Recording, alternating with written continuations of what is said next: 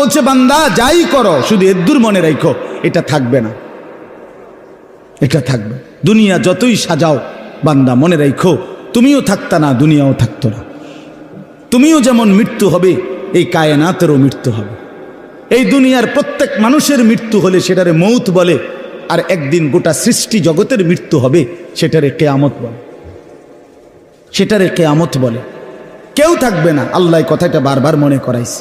তোমার যেমন মৃত্যু হবে সৃষ্টি জগতেরও মৃত্যু হবে। ইজা সামাউন ফাতারাত ওয়া ইদাল কাওয়াকিবুন তাসারাত।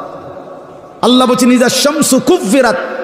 আল্লাহ তাআলা এভাবে বারবার বলছে ইজা সামাউন শাক্কাত, আসমান ভেঙে যাবে, চূর্ণ বিচূর্ণ হয়ে যাবে, তারকারাজি খসে খসে পড়বে, সূর্য চন্দ্র আলোহীন হয়ে পড়বে।